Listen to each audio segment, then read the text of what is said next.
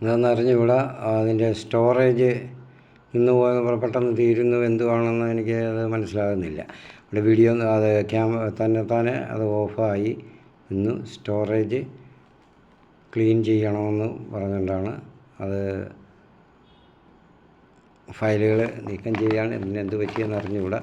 ഏതായാലും തുടരാം. അടുത്തതായിട്ട് ഇതിപ്പോൾ രണ്ടായിട്ട് വരും, സാരമില്ല.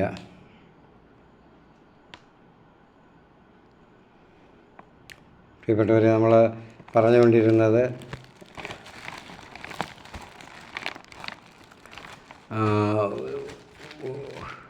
കർത്താവ് മനുഷ്യനെ സൃഷ്ടിച്ചു, ഏദൻ തോട്ടത്തിൽ അവിടെ താമസിപ്പിച്ചു, തോട്ടത്തിൻ്റെ നടുവിൽ അവൻ വളർത്തി. തോട്ടം നനയ്ക്കാൻ ഏദനിൽ നിന്ന് ഒരു നദി പുറപ്പെട്ടു. അപ്പോൾ അതൊക്കെ നമ്മൾ വായിച്ച് അറിഞ്ഞാൽ മതി. അപ്പോൾ ഇത് പറയുമ്പോൾ ഏദനെന്ന് പറയുമ്പോൾ ഉദ്ദേശം ഇത് ഭൂമിശാസ്ത്രപരമായിട്ട് ഇറാഖിനും വടക്ക് കിഴക്കായിട്ട് തീരും. കാരണം അവർ ഇറാഖ് ബാബിലോൺ എന്ന് പറയുന്ന ആ ഭാഗത്തിരുന്നാണ് ഇത് എഴുതി. അപ്പോൾ അതിനും കിഴക്ക് എന്നാണ് പറയുന്നത്. കിഴക്ക് ഒരു തോട്ടം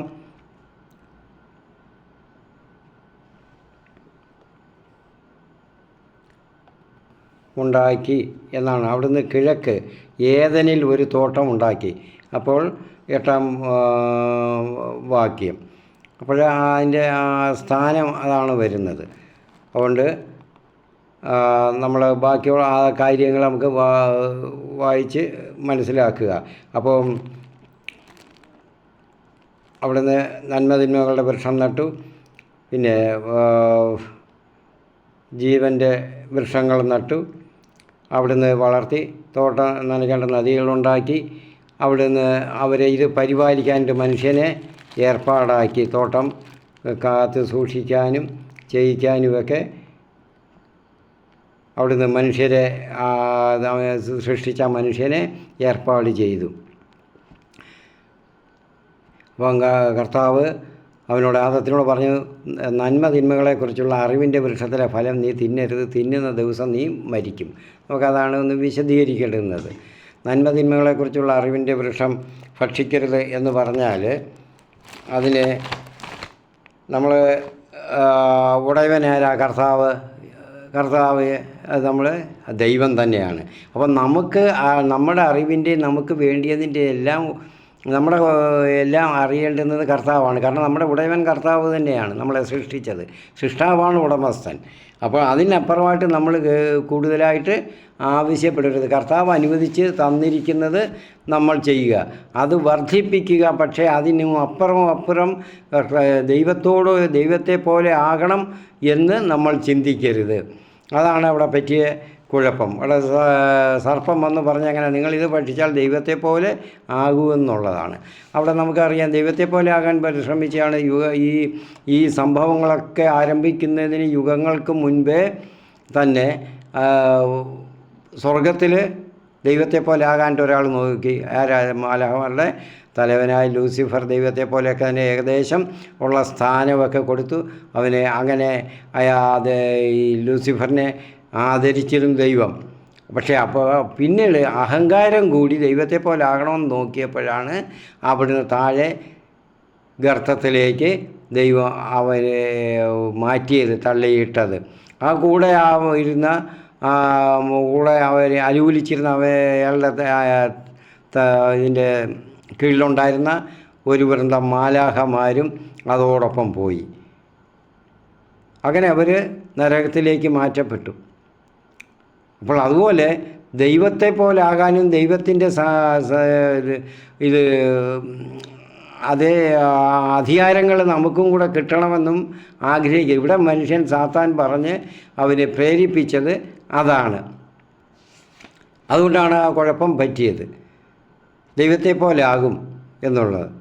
അതിനല്ല, നമ്മുടെ ഉടമസ്ഥന് ദൈവത്തിനറിയാം നമുക്ക് എന്ത് വേണം, എന്താണ് നന്മയെന്ന്, എന്താണ് തിന്മ എന്നിട്ട് നമുക്ക് രൂപപ്പെടുന്നത് എന്താണെന്നൊക്കെ ദൈവത്തിന് ആണ് അതൊക്കെ അറിയാൻ കഴിയുന്നത്.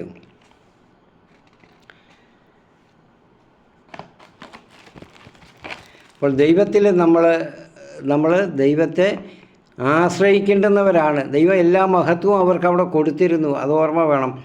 സർവ്വതും കൊടുത്തു. അത് ബാക്കിയും എടുത്തിട്ട് അത് പറയാം. ഇപ്പോൾ വിശുദ്ധ അഗസ്റ്റിൻ അദ്ദേഹത്തിൻ്റെ കൺഫെഷൻ അതിൽ 1:1 പറയുന്നുണ്ട്, എല്ലാത്തിനും ദൈവത്തെ തിരിച്ചറിയാൻ നമുക്ക് കഴിയണം. എല്ലാ സഹസൃഷ്ടികളിൽ നിന്ന് നമുക്ക് തിരിച്ചറിയാൻ കഴിയണം എന്ന് പറയുന്നുണ്ട്. അപ്പോൾ ഇതൊക്കെ ഇത് പറഞ്ഞാൽ ദൈവത്തെ തിരിച്ചറിയാൻ കഴിഞ്ഞ ഒരാൾക്ക് ദൈവത്തെ പോലെ ആയി തീരണമെന്ന് പറയാൻ പറ്റത്തില്ല. നമുക്കാർക്കും ചിന്തിക്കാൻ പറ്റത്തില്ല ഞാൻ അതിൻ്റെ ഉടയവനെ പോലെ ആകണം എന്ന്. നമുക്ക് മനുഷ്യരുടെ നമ്മുടെ ഒരു ബോസ് ഉണ്ടെങ്കിൽ ബോസിനെ പോലെ ആകാൻ പറ്റും, കീഴിൽ ജോലി ചെയ്യുന്ന ഒരാൾക്ക് ആകണമെന്ന് വിചാരിച്ചാൽ അതിനുള്ള കുറുക്കു വഴിയല്ല തേടേണ്ടുന്നത്.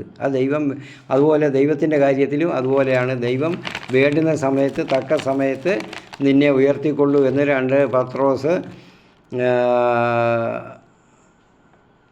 5-ാം അധ്യായത്തിൽ പറയുന്നുണ്ട്. നിന്നെ തക്ക സമയത്ത് ഉയർത്തിക്കൊള്ളും. ദൈവത്തിനോട് ചേർന്ന് നിൽക്കണം താഴ്മയോടെ, അപ്പോഴാണ് അത് സാധിക്കുന്നത്.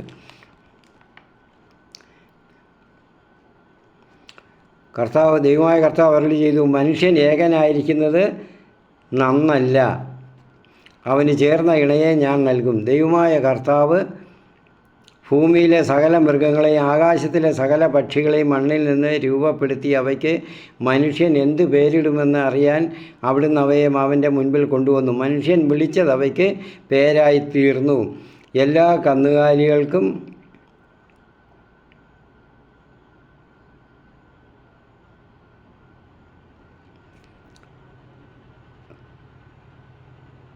ആകാശത്തിലെ പറവകൾക്കും വയലിലെ മൃഗങ്ങൾക്കും അവൻ പേരിട്ടു. എന്നാൽ തനിക്കിണങ്ങിയ തുണയെ കണ്ടില്ല.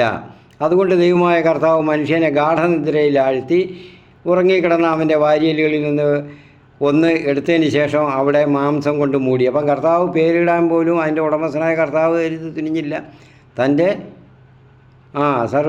സർവസ്വമായ സ്നേഹഭാജനമായ സൃഷ്ടിയാണ് മനുഷ്യൻ ഇടട്ടെ, അവന് എല്ലാ അധികാരവും അങ്ങ് കൈമാറി, എല്ലാ അവകാശവും കർത്താവ് കൈമാറി.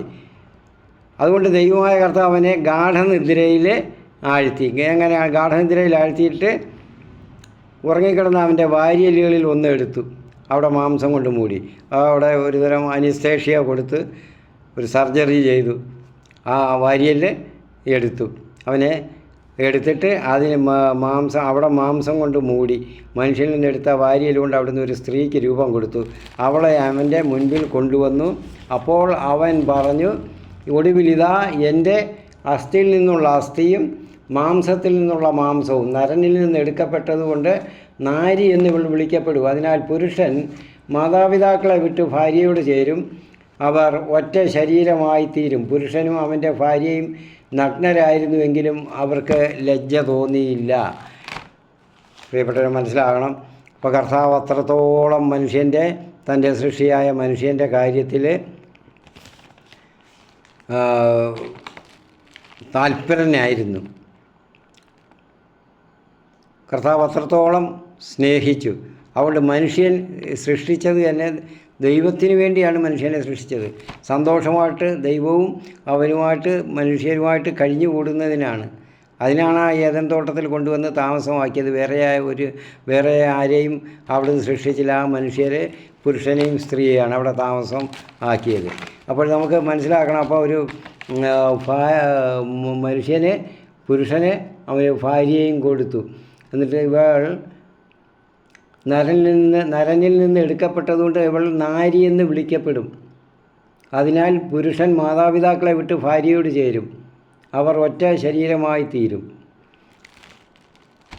അപ്പോൾ അവൻ നരനിൽ നിന്ന് എടുക്കപ്പെട്ടതുകൊണ്ട് നാരി എന്ന് വിളിക്കപ്പെടും. അതിൻ്റെ ഗ്രീക്ക് മൂലം പറയുന്നത്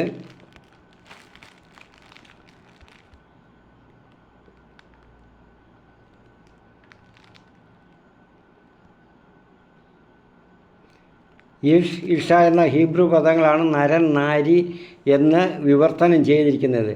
ഇഷ് എന്നുള്ള നമ്മൾ പുതിയ നിയമത്തിലുണ്ടല്ലോ കർത്താവിൻ്റെ ശിഷ്യന്മാരിൽ ആൾ പറയുന്ന ഐഷിയത്താണ് യൂദായിഷ് സ്കറിയോത്ത. നമ്മൾ എളുപ്പത്തിൽ യൂദാസ് കറിയോത്ത എന്ന് പറയും. എന്ന് പറഞ്ഞാൽ കറിയോത്ത് നാടാണ്. കറിയോത്തിൽ നിന്നുള്ള മനുഷ്യൻ യൂദാസ് എന്ന് പറയുന്നുണ്ട് എന്നാണ് അതിൻ്റെ അർത്ഥം. അപ്പോൾ ഈഷ് എന്നുള്ള ഹീബ്രു പദത്തിന് അതാണ് ഇഷ, സ്ത്രീ, അല്ലെങ്കിൽ നാരി. മലയാളത്തിലാണ് നരൻ നാരി എന്ന് പറയുന്നത്. അപ്പോൾ അതിൻ്റെ ഹീബ്രു വാക്ക് അതാണ്. അപ്പോൾ കർത്താവ് അവിടെ കുടുംബത്തിൻ്റെ ആരംഭം ഇട്ടു, അസ്ഥിവാരം ഇട്ടു, കുടുംബം സ്ഥാപിച്ചു. അത് മനുഷ്യൻ്റെ സൃഷ്ടിയല്ല, കുടുംബം ദൈവത്തിൻ്റെ സൃഷ്ടിയാണ്. കുടുംബം മനുഷ്യൻ ദൈവത്തിൻ്റെ സൃഷ്ടി. ആ കുടുംബം മനുഷ്യൻ തൻ്റെ ജീവിതത്തിലൂടെ തുടരുകയാണ് ദൈവത്തിന് വേണ്ടി. ആ ദൈവത്തിന് വേണ്ടിയാണ് അത് തുടരുന്നത്. അപ്പം ദൈവത്തിന് വേണ്ടി ചെയ്യുമ്പോൾ അത് പരിശുദ്ധമായിട്ട് വേണം ആ കുടുംബം പുലരാൻ, ആ കുടുംബം നയിക്കാൻ, നടത്താൻ. രണ്ടുപേർക്കും തുല്യ പങ്കാളിത്തമുണ്ട് അതിന്. അത് നമ്മൾ പലപ്പോഴും മറന്നു പോകുന്നു. അതുകൊണ്ടാണ് അറിയാൻ വയ്യാതെ പോകുന്നു. ആ കൂടി ഇവിടെ ദൈവത്തെ അവർ മറന്നതുപോലെ ഇവിടെ നമ്മളെ കുടുംബങ്ങളിലും മറക്കുന്നു. ഇപ്പോൾ ആധുനിക കാലത്തിൽ അത് വളരെ പ്രകടമായിട്ട് അത് പ്രചാരത്തിൽ വരികയാണ്. കാരണം കുടുംബജീവിതം, ദൈവം സ്ഥാപിച്ച കുടുംബജീവിതം വേണ്ട. ഇവിടെ ദൈവം ഒരൊറ്റ ഇണയെ സൃഷ്ടിച്ചിട്ടുള്ളൂ. ഹവ്വ എന്ന ഒരു ഇണയെ മാത്രമാണ് കർത്താവ് ഒരു സ്ത്രീയാണ് സൃഷ്ടിച്ചു കൊടുത്തത് നരനെ. അത് മതി, അതിൽ കൂടുതൽ ആഗ്രഹിക്കേണ്ട, അത് ചെയ്യണ്ട എന്നുള്ളതാണ് അതിൻ്റെ അർത്ഥം. അപ്പോൾ ഹവ്വ എന്ന പേരിന് ഹയ എന്ന ഹീബ്രു പദമായിട്ട് ബന്ധപ്പെട്ടാണ് വന്നത്. അതിന് ജീവൻ എന്ന് അർത്ഥമാണ് ഉള്ളത്. അപ്പോൾ ജീവനിലുള്ള എല്ലാവരും പിറക്കുന്നവരുടെ എല്ലാം ജീവിക്കുന്നവരുടെ എല്ലാം അമ്മയാണ് എന്നുള്ളതാണ് അതിൻ്റെ അർത്ഥം വരുന്നത്. അപ്പോൾ ആ കുടുംബജീവിതത്തിൽ ഇപ്പോൾ ഇന്ന് പലരും അതിൽ വന്നിരിക്കുന്നത് ഇതാണ്. പരിഷ്കാരവും സംസ്കാരവും എല്ലാം അതിൻ്റെ ഉച്ചസ്ഥിതിയിലായപ്പോൾ ദൈവം വേണ്ട, ദൈവനിഷേധം ആയി തീർന്നു. ഇന്ന് സ്വവർഗ ജീവിതം, അവർ വിവാഹം, അത് പുരുഷനും സ്ത്രീയും എന്നുള്ള ദൈവനിശ്ചയം മാറ്റിയിട്ട് പുരുഷനും സ്ത്രീയും തമ്മിലുള്ള വിവാഹത്തിന് വേണ്ടി ഇന്ന് പല രാജ്യങ്ങളും പലയിടത്തും അമേരിക്കയിൽ, USA പല സ്റ്റേറ്റുകളിലും നിയമം പാസ്സാക്കിയിട്ടുണ്ട് സാധൂകരിക്കണമെന്ന്. ഇന്ത്യയിലും വലിയ പ്രശ്നങ്ങളൊക്കെ നടന്നു. ഇന്ന് നമ്മുടെ പേരെടുത്ത വലിയ ഒരു കോൺഗ്രസിൻ്റെ ഭരണകാലത്ത് വലിയ ധനകാര്യമന്ത്രിയായിരുന്ന ചിദംബരമൊക്കെ അതിൻ്റെ വലിയ ആളുകളായിരുന്നു. ചിദംബരവും മകനുമൊക്കെ. കാരണം ഇതിനു വേണ്ടി വാദിക്കാനായിട്ട് സുപ്രീം കോടതിയിലൊക്കെ വാദിച്ചു എന്നാണ് അന്ന് പേപ്പറുകളിലൊക്കെ ന്യൂസുകളിലൊക്കെ അറിയപ്പെട്ടത്. അവർക്ക് വേണ്ടി സ്വവർഗ അവർ ഒരുപക്ഷെ അങ്ങനെ ആയിരുന്നിരിക്കാം എന്ന് തോന്നുന്നു. അല്ലെങ്കിൽ അവരതിനു വേണ്ടി വാദിക്കാൻ പോകണ്ടല്ലോ, അവർക്ക് വേണ്ടി അതൊക്കെ ന്യായമായിട്ടുള്ള കാര്യമാണ്, മനുഷ്യൻ്റെ സ്വാതന്ത്ര്യമാണ് എന്നൊക്കെ അവർ വാദിക്കുക. അപ്പോൾ ലോകം പലയിടത്തും ഉണ്ട്. അപ്പോൾ അതുപോലെയാണ് ലിവിങ് ടുഗദർ. ലിവ് ടുഗദർ എന്നും പറഞ്ഞുകൊണ്ട് ഒരു കൂട്ടമുണ്ട്. അത് പല രാജ്യങ്ങളിലും പലയിടത്തും ആയിക്കഴിഞ്ഞു. അത് ഇപ്പം നാഗരികത കൂടിയപ്പോഴാണിത് ഇപ്പോൾ വന്നിരിക്കുന്നത്. അങ്ങനെയുള്ള സ്ഥലങ്ങളിലാണ് വന്നിരിക്കുന്നത്. നമ്മുടെ കേരളത്തിലും ഉണ്ടെന്ന് തോന്നുന്നു. അവർ കുറച്ചാളിങ്ങനെ ജീവിച്ച് അതിൻ്റെ ഇമ്പം അങ്ങ് മാറുമ്പോൾ അത് മാറിയിട്ട് ആരെങ്കിലും ഒരാളായി ചിലപ്പോൾ സ്ത്രീ മാത്രമാകും. അപ്പോഴത്തേക്ക് ചിലപ്പോൾ ഒരു കുഞ്ഞും കാണും, അതിനെ ഒരു സന്താനവും ഉണ്ടായിരിക്കും. അവൻ്റെ പാട്ടിന് പോകും. പിന്നെ ലിവിങ് ടുഗദർ പിന്നെ ഏതെങ്കിലും വഴിയിൽ രണ്ടുപേരും രണ്ട് വഴിയിൽ ഒരു കുഞ്ഞും ഉണ്ടെങ്കിൽ അത് വേറൊരു അനാഥാലയത്തിൽ വല്ലയിടത്തുമൊക്കെ കൊണ്ട് ആക്കും. അപ്പോൾ ഇങ്ങനെയുള്ള വഴിയിലൊക്കെയാണ്. അപ്പം ദൈവത്തെ നിഷേധിച്ച് നടക്കുന്നവരുടെ എല്ലാം അവസാനം അവർക്ക് ആ ഒരു തിന്മയിലാണ് അവർ എത്തിച്ചേരുന്നത്. അതേ നടക്കുകയുള്ളൂ. അപ്പോൾ ദൈവം സ്ഥാപിച്ച കുടുംബത്തിന് അതിന് പേര് കുടുംബം എന്ന് പറയുമ്പോൾ കൂടുമ്പോൾ ഇമ്പം എന്ന് പറഞ്ഞ് ചിലർ പഠിപ്പിക്കുന്നുണ്ട്. അത് ചിലർ വൈദികരും ഒക്കെ പറയുന്നുണ്ട്. ചിന്തിക്കാതെ പറയുന്നതാണ് മൗഢ്യമായിട്ട്. അത് ചിലപ്പോൾ എനിക്കൊന്ന് പിതാക്കന്മാർ പോലും മെത്രാന്മാർ പോലും ചിലപ്പോൾ പ്രസംഗിക്കുമ്പം പറയുന്നുണ്ട്. അങ്ങനെയൊക്കെ പറഞ്ഞ് കേൾക്കുന്നത് ശരിയാണെന്ന് ഞാനും ഒരിക്കൽ ഒരു പിതാവ് പറയുന്നത് ഞാനും കേട്ടു. തെറ്റാണ്. ചിന്തിക്കാത്തത് കൊണ്ടാണ്. ദൈവമാണ് കുടുംബം സംവിധാനം ചെയ്ത കൂടി ഇരിക്കുമ്പോൾ ഇമ്പം എന്ന് പറഞ്ഞാൽ ഞാനിപ്പോൾ ഈ പറഞ്ഞതുപോലുള്ളതാണ്. ലിവിങ് ടുഗദർ, പിന്നെ സ്വവർഗ വിവാഹങ്ങൾ, അതൊക്കെയാണ് അത് കൂടുമ്പോൾ ഇമ്പം കുറച്ച് നാളത്തേക്ക് അവർക്ക് തോന്നുന്നത്. അതുകൊണ്ട് ഏറ്റവും വലിയ മൗഢ്യമായിട്ടുള്ള ഒരു വാക്കാണത്. ഒരു നിർവചനമാണ്, ഡെഫിനിഷനാണ് കൂടുമ്പോൾ ഇമ്പം തോന്നുന്നത് കുടുംബം എന്ന് പറയുന്നത്. ദൈവം സൃഷ്ടിച്ചത് കുടുംബം തോന്നുന്നതല്ല, ദൈവം ഏർപ്പെടുത്തിയ രീതിയിൽ അവർ കഴിഞ്ഞു കൂടുമ്പോൾ ദൈവത്തിൻ്റെ മുൻപിൽ ദൈവം ആശീർവദിച്ചാണ് അത് വിവാഹം. ആദ്യത്തെ വിവാഹ ആശീർവാദമാണ് ദൈവം തന്നെ അവിടെ നടത്തി. അപ്പോൾ കുടുംബത്തിൻ്റെ സംവിധാനം ദൈവം ഏർപ്പെടുത്തി. ദൈവം തൻ്റേതായിട്ടുള്ള ദൈവത്തിൻ്റേതായിട്ടുള്ള ആ സ്നേഹം, ദൈവത്തിൽ നിന്ന് പുറപ്പെടുന്ന ആ സ്നേഹത്തിൻ്റെ ആ പ്രവാഹത്തിൽ അവർ ഒന്നായി തീരണമെന്ന് പറഞ്ഞ് അവരെ അങ്ങനെ ആശീർവദിച്ചു. ആ സ്നേഹത്തിൽ അവരെ പൊതിഞ്ഞു. അങ്ങനെ ആ സ്വഭാവത്തിൽ അവർ ദൈവത്തിൻ്റെ ആ സ്നേഹ സ്വഭാവത്തിൽ തൃത്വത്തിൻ്റെ അതേ സ്വഭാവത്തിൽ പങ്കാളിത്തത്തിൽ ആ അതീശത്വത്തിൽ അവർ ഒന്നിച്ച് പുരുഷനും സ്ത്രീയും ഒന്നിച്ച് ചേരുന്നതാണ് കുടുംബം. അങ്ങനെയാണ് ദൈവം കുടുംബം സ്ഥാപിച്ചത്, അല്ല മറ്റൊരു വിധത്തിലല്ല. അപ്പോൾ വിശുദ്ധ തൃത്വത്തിൻ്റെ അതേ സ്വഭാവത്തിൽ, അതേ ക്വാളിറ്റിയിൽ, അതേ ഗുണത്തിൽ ദൈവം സ്ഥാപിച്ചതാണ് കുടുംബം. പുരുഷനും സ്ത്രീയും അപ്പനും അമ്മയും കുഞ്ഞും എന്നുള്ളത്. അങ്ങനെ വരുമ്പോഴാണ് കുടുംബം ആകുന്നത്. അല്ല തോന്നിവാസം പോലെ എന്തെങ്കിലും നടന്നിട്ട് അത് കുടുംബം ഇമ്പം ഉണ്ടായെന്ന് പറയുമ്പോൾ അത് ശരിയാണ്, കുടുംബം ഇമ്പം ഉണ്ടായി. മറ്റ് അവരൊക്കെ അങ്ങനെയൊക്കെ കൂടിയപ്പോൾ, ഞാൻ നേരത്തെ പറഞ്ഞ കൂട്ടരെ കൂടിയപ്പോൾ ഇമ്പം ഉണ്ടായി. അതുകൊണ്ട് കുറച്ചാൾ കഴിഞ്ഞപ്പോൾ ആ ഇമ്പം തീർന്നു, അവരവരുടെ പാട്ടിന് പോയി, പിന്നെ കുടുംബമില്ല. അപ്പോൾ എങ്ങനെയാണ് അതിനെ കുടുംബം എന്ന് പറയുന്നത്? ഒരിക്കലും പറയരുത് കൂടുമ്പോൾ ഇമ്പം ഉള്ളത് കുടുംബമെന്ന്. ദൈവം സൃഷ്ടിച്ച ദൈവത്തിൻ്റെ സംവിധാനത്തിൽ കൂടുമ്പോഴാണ് ഇമ്പം ഉള്ളത്. അവിടെ കുടുംബം അങ്ങനെയാണ്. അതിലൊരു തെറ്റിദ്ധാരണ എല്ലാവരും, അപ്പോൾ കുടുംബം അങ്ങനെ ഒരു തെറ്റായ വിശേഷം ഞാനും പലപ്പോഴും കേട്ടിട്ടുണ്ട്. അത് ഞാൻ പറഞ്ഞ പോലെ പലരും പറഞ്ഞ് കേൾക്കുന്നുണ്ട്, ഉന്നതരായിട്ടുള്ള പലരും, അധികാരികൾ പലരും തന്നെ സഭകളിൽ. അത് തെറ്റാണ്.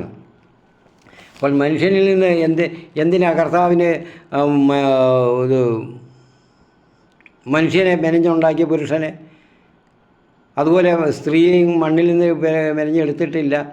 അവളെ വാരിയല്ലെടുത്ത് പിന്നെ ചിലപ്പോൾ ഒരുപക്ഷെ ഇങ്ങനെ മണ്ണ് കൊണ്ട് അതിൽ മെനഞ്ഞ് ആണോ രൂപം ഉണ്ടാക്കിയത് എന്നൊന്നും പറയുന്നില്ല, ആയിരിക്കും. ഒരുപക്ഷെ ദൈവം അവിടെ ആയിരിക്കാം, അല്ലെങ്കിൽ ഉടനെ രൂപം ആകട്ടെ എന്ന് ഉച്ചരിച്ച് ആ ലോഗോസിൽ, ആ വചനത്തിൽ ഉണ്ടായതായിരിക്കാം. എന്തോ ആയാലും മനുഷ്യൻ്റെ വാരിയല്ലായിരുന്നു അവിടുത്തെ അടിസ്ഥാന ഘടകം പുരുഷൻ്റെ. എന്തിനാണ് വാരിയൽ എടുത്തത്? വാരിയലെന്ന് പറയുന്നത് അതിനൊരു ഒരുപാട്, ആ വാരിയൽ ആ ചട്ടക്കൂടിന് ഒരുപാട് ധർമ്മമുണ്ട്. എന്തുവാ? മനുഷ്യ ശരീരത്തിലെ ഏറ്റവും പ്രധാന അവയവങ്ങളായ കരൾ, ഹൃദയം, ശ്വാസകോശം, അതിനെയൊക്കെ പൊതിഞ്ഞ് സൂക്ഷിക്കുകയാണ് അതിൻ്റെ ധർമ്മം. അപ്പോൾ ഇതുപോലെയാണ്. അപ്പോൾ വാരിയലില്ലെങ്കിൽ എന്താണ്? ഇതൊക്കെ അവതാളത്തിലെ ആ ജീവിതം തന്നെ, അല്ലേ? ഒരു ജീവിതം പോയി അതോടെ. അപ്പോൾ വാരിയൽ എടുത്തതിൻ്റെ ഉദ്ദേശം ഇതാണ്, ഇതുപോലെ ആയിരിക്കണം ആ കുടുംബത്തിൻ്റെ സെറ്റപ്പ്. ഭാര്യയുടെ ഉത്തരവാദിത്വം ഇതാണ്. അവൾ ആ പുരുഷനെ മൊത്തത്തിൽ അവളുടെ സ്നേഹജാലയിൽ പൊതിഞ്ഞ് സൂക്ഷിക്കേണ്ടുന്നവളാണ്. അതിന് വിരാമം ഉണ്ടാകാൻ പാടില്ല എല്ലാ പ്രവൃത്തികളിലും, ചിന്തയിലും, വാക്കിലും, കർമ്മത്തിലും എല്ലാം. അതുകൊണ്ടാണ് ആ വാരിയലിൽ നിന്ന് വാരിയൽ തന്നെ എടുത്ത് രൂപപ്പെടുത്തിയത്. അവൻ്റെ സ്വന്തം വാരിയലാകുമ്പോൾ അത് അവനും അതുപോലെ സ്വന്തമായിട്ട് കരുതും. എൻ്റെ സ്വന്തമാണ്, അന്യരുടെ വന്നതല്ല, ഭൂമിയിൽ നിന്ന് എടുത്തതല്ല. അപ്പോൾ എൻ്റെ സ്വന്തത്തിൽ നിന്ന് എൻ്റെ സ്വന്തമായിട്ട് ദൈവം രൂപപ്പെടുത്തി എനിക്ക് സ്വന്തമായിട്ട് തിരികെ തന്നു എന്ന് വേണം അത് മനസ്സിലാക്കാൻ. കുടുംബത്തെ പറ്റിയുള്ള നിർവചനങ്ങൾ, ഇതുപോലുള്ള തെറ്റുമായിട്ടുള്ള പല വാചകങ്ങൾ ഇതിന് മുൻപ് ഞാൻ പറഞ്ഞ പോലെ പലരും പറയുന്നുണ്ട്. അത് കേൾക്കരുത്. തെറ്റാണെന്ന് പറയാൻ നമുക്ക് ധൈര്യമുണ്ടാകണം. കർത്താവ് സ്ഥാപിച്ചതിനെ മറ്റൊന്നായിട്ട് വ്യാഖ്യാനിക്കരുത്. അതിനെ അവിടെ കുടുംബം തെറ്റിക്കാനാണ് അവിടെ സാത്താൻ വന്നത്. ഈ സാത്താൻ പാമ്പിൻ്റെ രൂപത്തിൽ വന്നത്, സാത്താൻ എന്ന് പറയുമ്പോൾ ആരാണ്? എന്തുവാ? അതൊരു വ്യക്തിയുണ്ട്. ലൂസിഫർ എന്ന് അതിന് പറയുമ്പോൾ അത് ഞാൻ പറഞ്ഞു വന്ന ഇടയ്ക്ക് അപ്പോഴാണ് വീഡിയോ ഇത് പോയതെന്ന് തോന്നുന്നു. സ്വർഗത്തിൽ ആ പ്രശ്നമുണ്ടായി. അവൻ ദൈവത്തെ പോലെ ആകാൻ, ദൈവത്തിൻ്റെ തുല്യ സ്ഥാനം മോഹിച്ച് പ്രവർത്തിക്കാൻ തുടങ്ങിയപ്പോഴാണ് താഴെ തള്ളിയിട്ടത്. അഗാധമായ ഗർത്തത്തിൽ, പാതാളത്തിലേക്ക് അവനെ തള്ളിയിട്ടത്. അവിടാണ് സാമ്രാജ്യം സ്ഥാപിച്ചത്, നരക സാമ്രാജ്യം. മനുഷ്യരെ അങ്ങോട്ട് കൊണ്ടുപോകാനാണ് അവന് നോക്കുന്നത്. അതാണ് ഇവിടെ വന്നത്.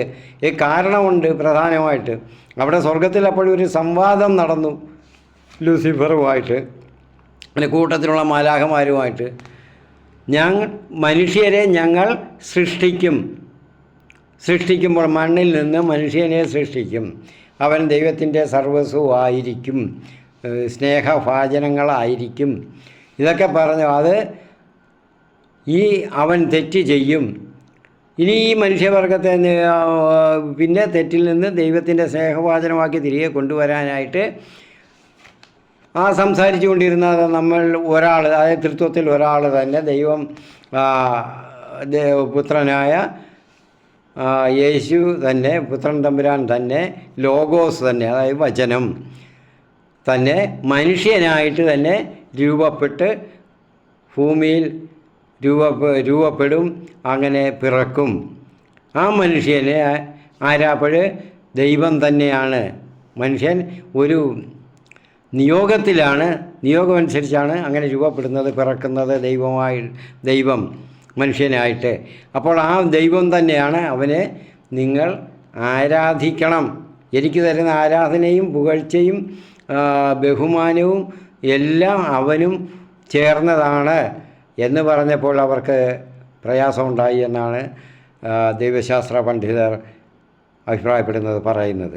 കാരണം മണ്ണിൽ നിന്ന് പൂഴിയിൽ നിന്ന് എടുക്കപ്പെട്ടവനെ ആരാധിക്കണം. ഞങ്ങളാരും മണ്ണിൽ നിന്ന് എടുക്കപ്പെട്ടവരല്ല, ദൈവത്തിൻ്റെ വളരെ കരുതലോടുള്ള ഒരു സൃഷ്ടിയാണ്.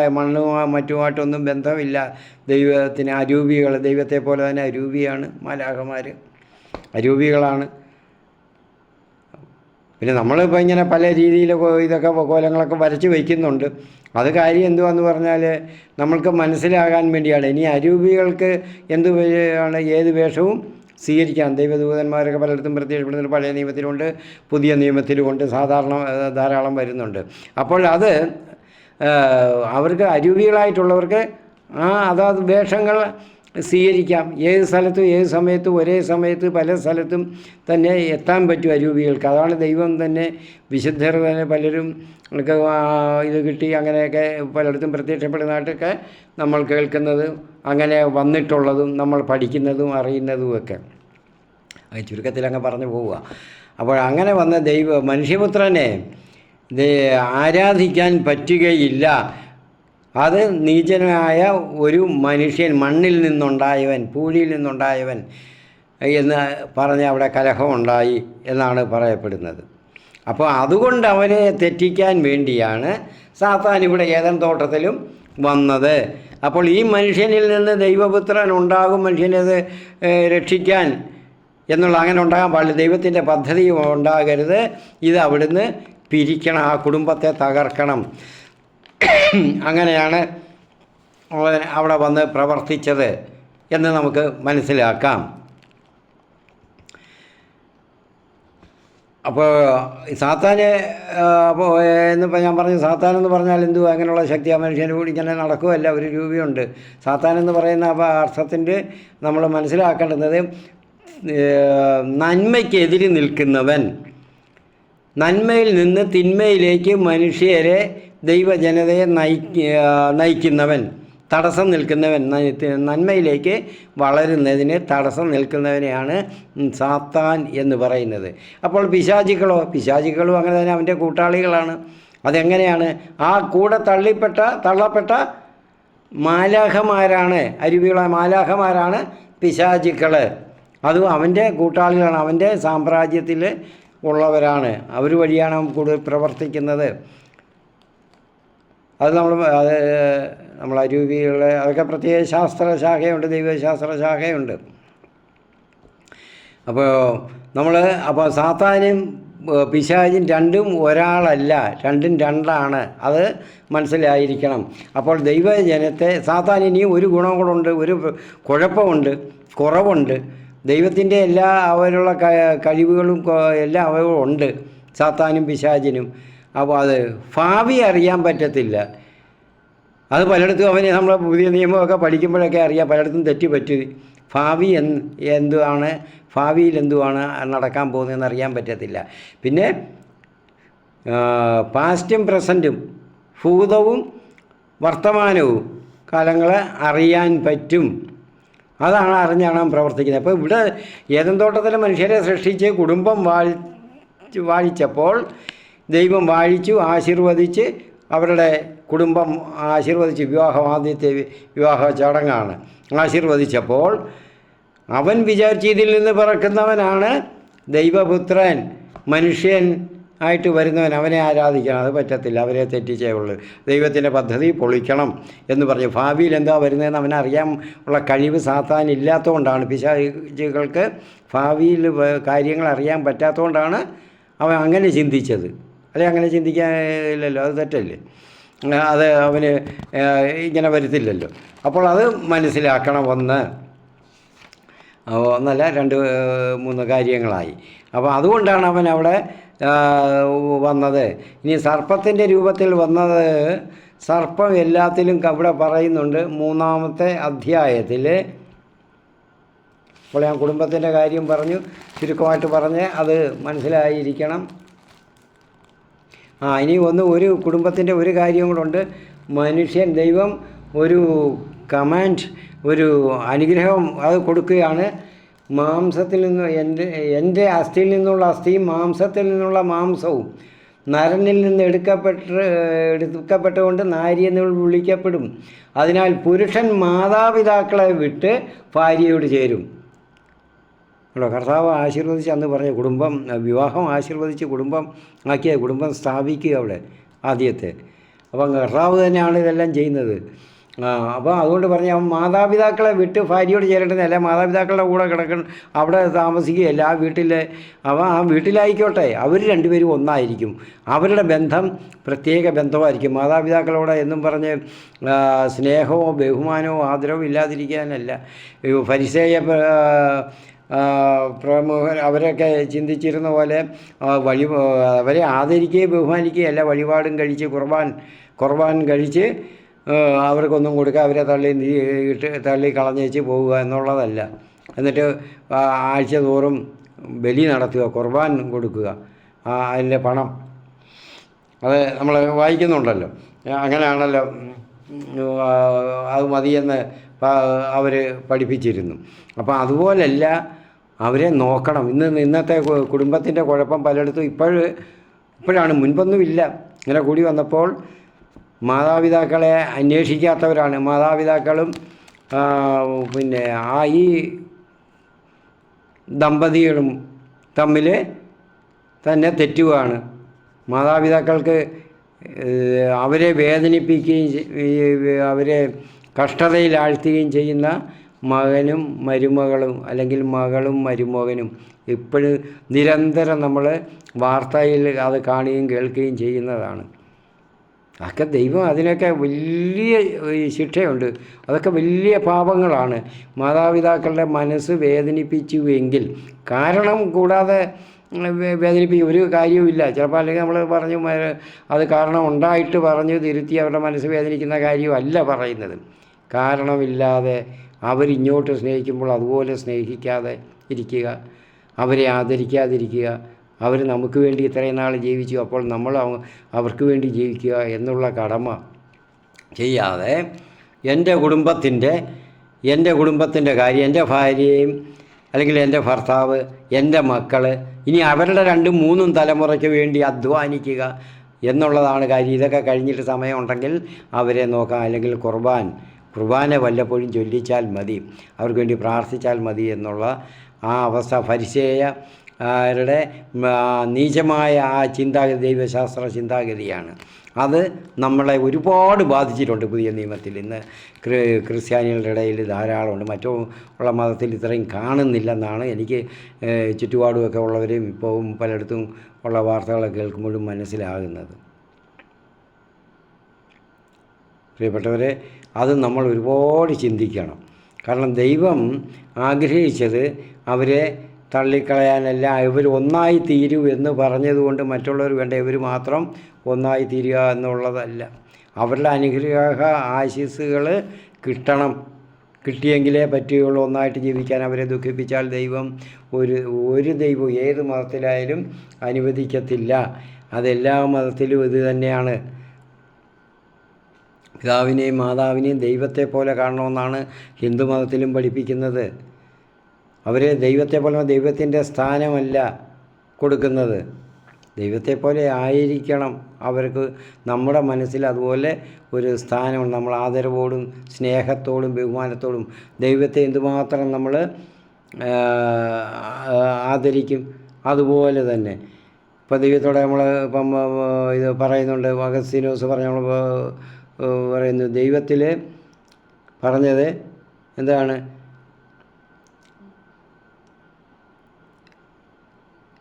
ദൈവമേ, അങ്ങിൽ വിശ്രമിക്കുന്നത് വരെ ഞങ്ങളുടെ ഹൃദയം വിശ്രമം കണ്ടെത്തുകയില്ല, ശാന്തി കണ്ടെത്തുകയില്ല, ദൈവത്തിൽ വിശ്രമിക്കുന്നത് വരെ.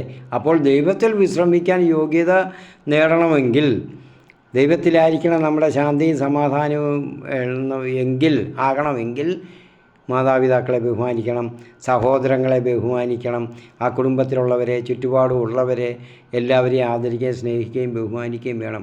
അങ്ങനെയുള്ളവർക്ക് ഈ ഒരു ഭാഗ്യം ഉണ്ടാകുകയുള്ളൂ. ഈ മതവും കുടുംബവും മറ്റേതൊക്കെ നോക്കിയല്ല.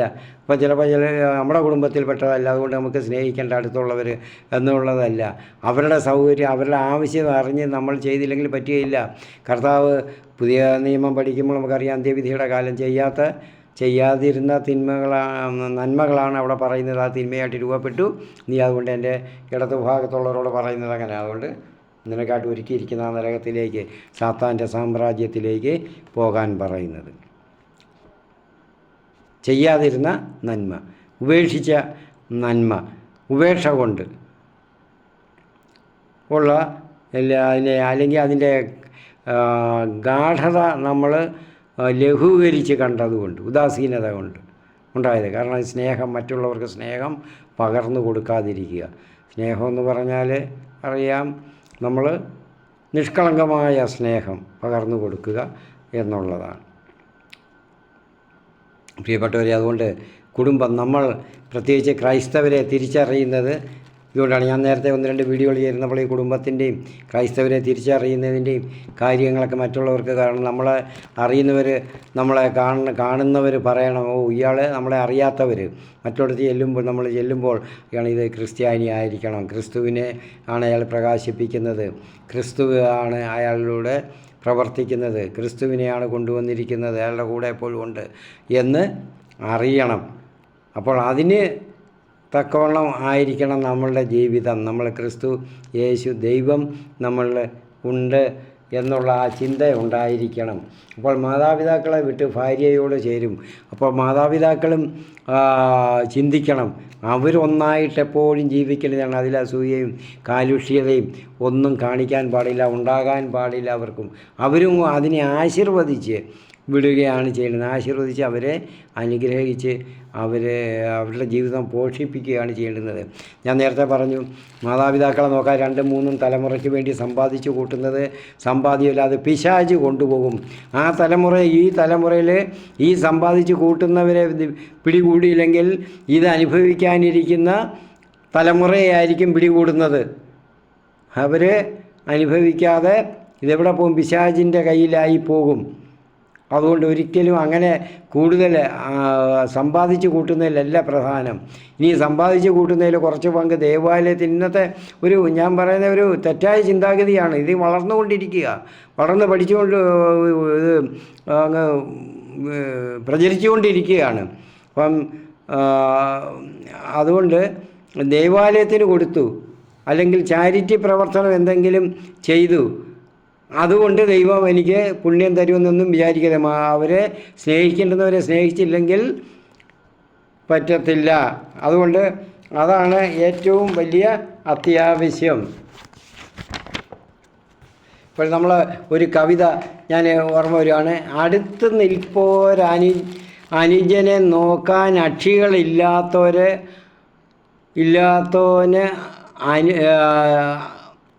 അരൂപനാം ഈശ്വരൻ അദർശ്യനെ, എന്നാൽ അതിലെന്താശ്ചര്യം. അപ്പോൾ അടുത്ത് നിൽക്കുന്ന അനുജനെ നോക്കാൻ അക്ഷികളില്ലാത്ത, അടുത്ത് നിൽക്കുന്ന അനുജനെന്ന് പറഞ്ഞപ്പോൾ സഹോദരനല്ല, മനുഷ്യൻ, സഹോദരനെ, സ്വന്തം സഹോദരനല്ല നോക്കാൻ, അടുത്തുള്ളവരെ വേദന അനുഭവിക്കുന്നവരെ, രോഗം അനുഭവിക്കുന്നവരെ, ഇല്ലായ്മ അനുഭവിക്കുന്നവരെ, എന്തോ വേദന അനുഭവിക്കുന്ന ഒറ്റപ്പെടലിൻ്റെ ചിലരൊക്കെ ഒറ്റപ്പെടുത്തിയൊക്കെ ഇട്ടിരിക്കും ചില വീട്ടുകാരെ ചിലരെയൊക്കെ. അപ്പോൾ അത് നോക്കാൻ അക്ഷികളില്ലാത്ത, കണ്ണുകളില്ലാത്ത, അവരെ നോക്കാൻ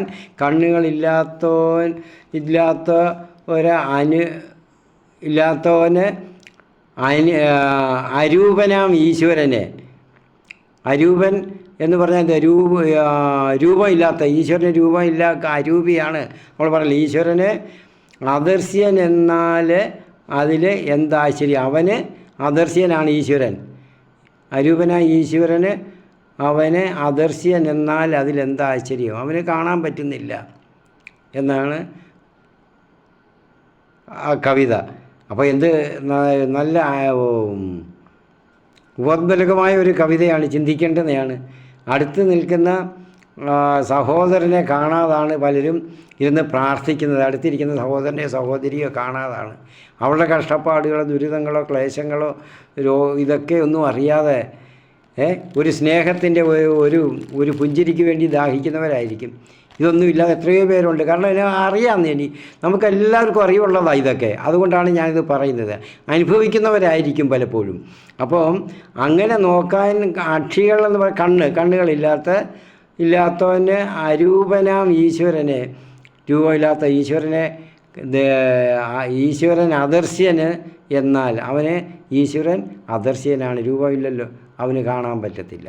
അതേസമയം ഇങ്ങനെയുള്ള സഹോദരരെ, സഹസൃഷ്ടികളെ, സൃഷ്ടജാലങ്ങളെ, സഹജീവികളെയും മനുഷ്യരെയും നോക്കാൻ അവന് കണ്ണുണ്ടെങ്കിൽ, കണ്ണ് തുറന്ന് നോക്കുന്നുണ്ടെങ്കിൽ അവന് അദർശ്യനായ ഈശ്വരനെ, അരൂപനും അദർശ്യനുമായ ഈശ്വരനെ അവന് കണ്ടെത്താൻ സാധിക്കും. അവരിൽ ഈശ്വരനെ കണ്ടെത്തണം. അതാണ് ദൈവം ആവശ്യപ്പെടുന്നത്. അതാണ് നമ്മുടെ ധർമ്മം. അല്ലാത്ത ക്രിസ്ത്യാനി ആയാലും ഹിന്ദു ആയാലും അവൻ നിരീശ്വരനാണ്. അവൻ ഈശ്വരന് യോഗ്യനല്ല. ദൈവത്തിൻ്റെ സൗഭാഗ്യങ്ങളൊന്നും അനുഭവിക്കാൻ അവൻ യോഗ്യനല്ല എന്നുള്ളത് മനസ്സിലാക്കണം. അത് ഹിന്ദുമതത്തിൽ അത് പഠിപ്പിക്കുന്നുണ്ട്. അത് ആണ് കാര്യങ്ങളൊക്കെ പഠിപ്പിക്കുന്നുണ്ട്, പറയുന്നുണ്ട്. പഠിപ്പിക്കുന്ന ആരാണെന്നുണ്ടോയെന്ന് എനിക്കറിഞ്ഞുകൂടാ, പറയുന്നുണ്ട്. അത് നമ്മൾ ക്രിസ്തു മതത്തിൻ്റെ അടിസ്ഥാന പ്രമാണം ഇതാണ്. യേശു ക്രിസ്തുവും പഠിപ്പിച്ചതാണ്, കർത്താവും പഠിപ്പിച്ചതാണ്. എന്നാൽ പിന്നെ യഹോവയുടെ പല കാര്യം ഇങ്ങോട്ട് വരുമ്പോൾ അലക്സാണ്ടർ ജേക്കബ് IPS പറയുമ്പോൾ ഇത്രയും ക്രൂരത കാണിക്കും ദൈവം, ചോര കൊതിയനായ ദൈവം എന്നൊക്കെ അദ്ദേഹം പറഞ്ഞു കിട്ടി ഇസ്ലാമിയരുടെ മുമ്പിൽ ചെന്ന് നിന്നും കൊണ്ട്. അപ്പോൾ അതുപോലെയല്ല, അതിനൊക്കെ കാരണങ്ങളുണ്ട്. എന്തെങ്കിലും അപ്പോഴത്തെ ലാഭത്തിനും പുകഴ്ചയ്ക്കും ജനങ്ങളിൽ നിന്നുള്ള മഹിമയ്ക്കും വേണ്ടി ഇതുപോലെ ഓരോരുത്തരൊക്കെ പറയുന്നുണ്ട്. ഇപ്പോഴും യൂട്യൂബുകളിലൊക്കെ ഓരോരുത്തർ ഇങ്ങനെയൊക്കെ തട്ടി വിടുന്നുണ്ട്. ജനങ്ങളിൽ നിന്ന് ഇതൊക്കെ മഹിമ സ്വീകരിക്കാൻ ആരാണ്ടമാണ് പുതിയ സിദ്ധാന്തം കൊണ്ടുവന്നിരിക്കുന്നത്. അപ്പോൾ ദൈവത്തിന് എതിരായിട്ട് പ്രസംഗിക്കുന്നവരും എഴുതുന്നവരും ചിന്തിക്കുന്നവരും എല്ലാവരും പറയുന്നവരൊക്കെ ലോകത്തിന് വളരെ പ്രിയപ്പെട്ടവരാണ്. അവർ നല്ലവരാണ്, അവർക്ക് ബുദ്ധിയുണ്ട്, അവർ ബുദ്ധിജീവികളാണ് എന്ന് വാഴ്ത്തുന്നവരാണ് ഇന്നത്തെ ലോകം ചെറുപ്പക്കാരും എല്ലാവരും. അപ്പം നമ്മുടെ യുവതലമുറയെ ഈ രീതിയിൽ വേണം പരിശീലിപ്പിച്ചു കൊണ്ട് വരുന്നതിന്. അങ്ങനെ ആരും ചെയ്യുന്നില്ല. പല കുടുംബങ്ങളിലും യുവതലമുറ മക്കളെ പേടിച്ച് കഴിയുന്ന മാതാപിതാക്കളുണ്ട്, മരുമക്കളെ പേടിച്ച് കഴിയുന്ന മാതാപിതാക്കളുണ്ട്. മക്കളെ അപ്പം അതുപോലെ തിരിച്ചുമുണ്ട്, അതുപോലെ പലയിടത്തും. അപ്പോൾ ഇന്ന് പക്ഷേ ഇതാണ് കൂടുതൽ, മരുമക്കളിൽ നിന്നുള്ള പീഡനം അവർ പേടിച്ച് കഴിയുന്നവരുണ്ട്, അത്രയും ഇതൊക്കെ ചെയ്തിട്ട്. അപ്പോൾ അത് നമ്മൾ മനസ്സിലാക്കി നമ്മളുടെ ജീവിതം ദൈവം നമ്മളെ നിശ്ചയിച്ചത് ഇതിനാണ്. എങ്ങനെ ഈ കുടുംബം ജീവിതം ദൈവം ആശീർവദിച്ച് വിവാഹാശീർവാദം ആദ്യത്തെ നടത്തിയത് അത് ചരിത്രാതീത കാലത്തിൽ നടത്തിയത് ദൈവം ഇങ്ങനെയുള്ളൊരു സ്വപ്നം, കുടുംബജീവിതം, മനുഷ്യൻ്റെ ഒരു ജീവിതം, സമൂഹ ജീവിതം സ്വപ്നം കണ്ടുകൊണ്ടാണ്. ഇങ്ങനെയുള്ള സമൂഹത്തിൽ വേണം മനുഷ്യൻ ജീവിക്കാൻ, അവൻ മാതൃകയാക്കുന്നതിന് എന്നുള്ളതാണ്. അപ്പോൾ നമ്മൾ പറഞ്ഞു വന്നത് ദൈവം ഇത് ഞാൻ വെറുതെ ഇത് പറഞ്ഞതല്ല. അപ്പോൾ മറ്റ് മതത്തിലും മുൻപ് ഇപ്പം ബുദ്ധമതത്തിൽ ശ്രീബുദ്ധനെ ആരാ ദൈവമാക്കിയത്? ശ്രീബുദ്ധൻ പറഞ്ഞോ? ഇല്ല. നൂറ്റാണ്ടുകൾ കഴിഞ്ഞിട്ടാണ് അശോക ചക്രവർത്തിയാണ് ദൈവമാക്കിയത്. ശ്രീബുദ്ധൻ പറഞ്ഞിരിക്കുന്നത് എനിക്ക് ശേഷം യുഗങ്ങൾക്ക് സഹസ്രാബ്ദങ്ങൾക്ക് ശേഷം മൈത്രേയൻ എന്ന് വിളിക്കപ്പെടുന്ന ഒരുവൻ വന്ന്, ഒരു ദൈവപുരുഷൻ വന്ന് നിങ്ങളെ സ്നേഹം എന്തെന്ന് പഠിപ്പിക്കും എന്നാണ്. അപ്പോൾ ബുദ്ധൻ പഠിപ്പിച്ച സ്നേഹമല്ല, ഒന്നിനെയും ഉപദ്രവിക്കരുത്, ഹിംസിക്കരുത്, ഹിംസ പാപമാണ്, ദോഷമാണെന്ന് പഠിപ്പിച്ചു. അപ്പോൾ അദ്ദേഹം പറഞ്ഞ് എന്നെക്കാളും കൂടുതലായിട്ട് പഠിപ്പിക്കാം. മൈത്രേയൻ അവൻ വിളിക്കപ്പെടും, സ്നേഹം എന്ന് വിളിക്കപ്പെടും, സ്നേഹനിധി എന്ന് അവൻ വിളിക്കപ്പെടും. സ്നേഹമായിരിക്കും അവൻ പഠിപ്പിക്കുന്നത്, സ്നേഹത്തെക്കുറിച്ചായിരിക്കും. ആരെയാ നമുക്ക് പറയാൻ, ലോകത്തിൽ പറയാൻ ആരും അങ്ങനെ വന്നിട്ടില്ല, യേശു ക്രിസ്തു അല്ലാതെ. അപ്പോൾ ഇതിവിടെ മറ്റുള്ളവർ മാത്രം, അപ്പം മറ്റുള്ള മതത്തിലെല്ലാം ഇതിങ്ങനെ പറഞ്ഞിട്ടുണ്ട്. സൗരാഷ്ട്രീയനും പറഞ്ഞിട്ടുണ്ടായിരുന്നു. ബാബിലോണിയൻ പിന്നെ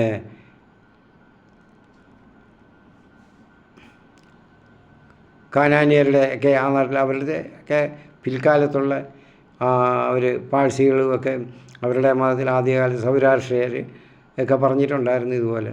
സോക്രട്ടീസും പറഞ്ഞു, ജ്ഞാനത്തിൻ്റെ സൃഷ്ടാവ് ജ്ഞാനം തന്നെ വന്ന് മനുഷ്യനായിട്ടുള്ള വന്ന് നിങ്ങളെ ജ്ഞാനം പഠിപ്പിക്കും. അതാരാ വരാനുള്ളത്? സോക്രട്ടീസ് വലിയ ജ്ഞാനിയായിരുന്നു, പക്ഷേ എന്നെക്കാളും വലിയ ജ്ഞാനം തന്നെ മനുഷ്യനായിട്ട് അവതരിച്ച് വരുമെന്നാണ് പറഞ്ഞത് ദൈവത്തിൽ നിന്ന്. അത് യേശു ക്രിസ്തു അല്ലാതെ ആരും വന്നില്ല, യേശു ക്രിസ്തുവാണ്. അപ്പം നമ്മൾ ക്രിസ്ത്യാനികൾക്ക് മുൻപേ ഇതെല്ലാം മനുഷ്യർ അന്ന് യുഗങ്ങൾക്കൊക്കെ മുൻപേ അന്ന് പഠിച്ചു വെച്ചിരുന്നു. അവരൊക്കെ സഹസ്രാബ്ദങ്ങൾക്ക് മുൻപേ അവർ പ്രഖ്യാപിച്ചിട്ടുള്ളതാണ്. അവരാരും ദൈവങ്ങളാണെന്ന് പറഞ്ഞിട്ടില്ല. ശ്രീബുദ്ധൻ പറഞ്ഞിട്ടില്ല ഞാൻ ദൈവമാണെന്ന്. പിന്നീട് വന്നവർ അവരുടെ ആഗ്രഹത്തിനും അവരുടെ രീതിക്കും അവരുടെ അപ്രമാദിത്വത്തിനും വേണ്ടി അവർ സ്ഥാപിച്ചതാണ്. നമ്മളിപ്പോൾ സഭയിൽ പലരും ഇല്ലേ, ക്രൈസ്തവ സഭ ഒന്നല്ലേ വരാവൂ. പലപ്പോഴും പല അടുത്ത കാല 250-300 വർഷങ്ങൾ കൊണ്ട് എത്ര സഭകളുണ്ടായി അറിയാൻ. നമുക്ക് മനുഷ്യരുടെ ആവശ്യത്തിന് മനുഷ്യരെ സ്ഥാപിച്ചതാ. ദൈവത്തിന് വേണ്ടിയാണോ? ദൈവം പറഞ്ഞിട്ടാണോ? ദൈവം ആരെയും ഏർപ്പെടുത്തിയിട്ടില്ല സഭ സ്ഥാപിക്കാൻ. എനിക്കൊരാവശ്യം തോന്നി, അതുകൊണ്ട് ഞാൻ സെക്രട്ടറി അല്ലെ, അടുത്ത ആൾ എൻ്റെ അടുത്തേക്ക് ആൾ പ്രസിഡൻറ്റ്, മറ്റേ ആൾ ട്രഷറർ എല്ലാം കൂടെ ആയിട്ട് ഒരു കൂട്ടായ്മ സ്ഥാപിച്ചു. അത് സഭയാണെന്നും പറഞ്ഞിട്ട് പ്രഖ്യാപിച്ച സഭയാകത്തില്ല, അവരുടെ ഒരു കൂട്ടായ്മ. അവിടെ അതിനൊന്നും സഭയെന്ന് പറയത്തില്ല. അപ്പം അതിന് ആദ്യം സഭ, ആ സഭ പാരമ്പര്യമില്ലാത്ത, അതായത് അപ്പസ്തോലരുടെ പാരമ്പര്യം ഉൾക്കൊള്ളാൻ യോഗ്യതയില്ലാത്തവരെങ്ങനെയാണ് ആശീർവാദം ഇല്ലാത്തവർ, അവരുടെ അപ്പസ്തോലരുടെ ആശീർവാദം പാരമ്പര്യമായിട്ടെങ്കിലും കിട്ടാത്തവരൊക്കെ എങ്ങനെയാണ് സഭയെന്ന് പറയുന്നത്? സഭയെന്ന് പറയാൻ പറ്റത്തില്ല, കൂട്ടായ്മയാണ്. അതുകൊണ്ട് മനസ്സിലാക്കണം. ഞാനിത് പറഞ്ഞു വരുമ്പോൾ നമുക്ക് ബൈബിൾ സ്റ്റഡിയാണ്. ഞാൻ സഭകളെ ആരെയും കുറ്റം പറയുകയല്ല, മറ്റ് കൂട്ടായ്മകളൊക്കെ ഞാൻ അതിൻ്റെ കാര്യം പറഞ്ഞു തരുവാണ് ബൈബിളിൽ. കാരണം ഇതൊക്കെയാണ് പുതിയ നിയമത്തിലും ധാരാളമായിട്ട് വരുന്നുണ്ട്, പഴയ നിയമത്തിലും വരുന്നുണ്ട്. ഇതെല്ലാം പഠിച്ചുകൊണ്ട് നമ്മൾ പഠിക്കുമ്പോൾ. അതുകൊണ്ട് പ്രിയപ്പെട്ടവരെ, നമുക്ക് 2-ാം അധ്യായം നമുക്ക് തീർന്നു. 3-ാം അധ്യായത്തിലെ ചില കാര്യങ്ങൾ പറഞ്ഞു എന്നേ ഉള്ളൂ. അത് 3-ാം അധ്യായം വിശദമായിട്ട് അടുത്ത ദിവസം നമുക്ക് എടുക്കാം.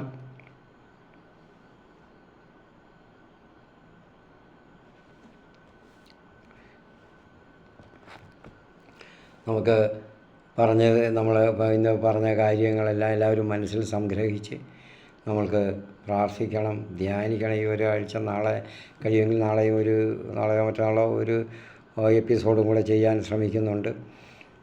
ഞാൻ പറഞ്ഞ പോലെ എല്ലാവർക്കും കൂടെ ഒന്ന് ഷെയർ ചെയ്ത് കൊടുത്ത് ഇതിൽ പങ്കുവയ്ക്കണം. പങ്കാളികളാകണം. ഇതിൽ നിങ്ങൾ പങ്കാളികളാണ്.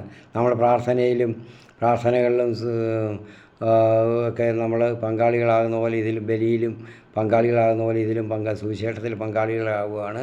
ഷെയർ ചെയ്ത് മറ്റുള്ളവർക്ക് ഇത് കൊടുക്കുമ്പോൾ നമ്മൾ ആര് പറയുന്നു വേഷഭൂഷണാദികളൊന്നും അല്ല നോക്കേണ്ടുന്നത്, സ്ഥാനമഹിമയല്ല നോക്കേണ്ടുന്നത്. അതൊക്കെ നോക്കിയാണ് ഇന്നിപ്പോൾ ബൈബിൾ പഠനം ഒരുപാട് പേര് പഠിപ്പിക്കുന്നുണ്ട്. അതിനു വേണ്ടിയൊക്കെയാണ് ഓരോരുത്തർ ഇരിക്കുന്നത്, അത് ഓരോരുത്തർ മെനക്കെടുന്നത്. അതിനുവേണ്ടി പഠിക്കാൻ മെനക്കെടും. എല്ലാവരും പഠിപ്പിക്കുന്ന ബൈബിളാണ്. പിന്നെ ഓരോ മാനുഷികമായിട്ടുള്ള ഓരോ ശൈലി വ്യത്യാസം, അറിവെല്ലാം ഒന്ന് തന്നെയാണ്. പ്രിയപ്പെട്ടവരെ, നമുക്ക് ഉപസംഹരിക്കാം, നമുക്ക് പ്രാർത്ഥിക്കാം. എല്ലാവരും അവരവർക്ക് പ്രാർത്ഥിക്കാൻ ആരെങ്കിലും എന്നോട് പറഞ്ഞിട്ടുള്ളവരെ എല്ലാവരെയും ഓർത്ത് ഞാൻ സമർപ്പിക്കുന്നു. നിങ്ങൾ അതുപോലുള്ളവരെ, ഭവനത്തിലുള്ളവരെയും ചുറ്റുപാടുമുള്ളവരെയും അറിവിലുള്ളവരെ എല്ലാവരെയും സമർപ്പിച്ച് നമുക്ക് പ്രാർത്ഥിക്കാം. കാരുണ്യവാനും സർവശക്തനുമായ കർത്താവേ, അവരെല്ലാം ഞങ്ങൾ സമർപ്പിക്കുന്നു. അവരുടെ എല്ലാവരുടെയും രോഗത്തിൻ്റെ അവസ്ഥകൾ, രോഗബാധിത ഭാഗങ്ങളെല്ലാം സമർപ്പിച്ച് ഞങ്ങൾ പ്രാർത്ഥിക്കുന്നു. അവിടുത്തെ മഹത്വവും ശക്തിയും അവരുടെ മാംസത്തിലും അസ്ഥികളിലും മജ്ജകളിലും നാഡിഞരമ്പുകളിലും എല്ലാ കോശങ്ങളിലും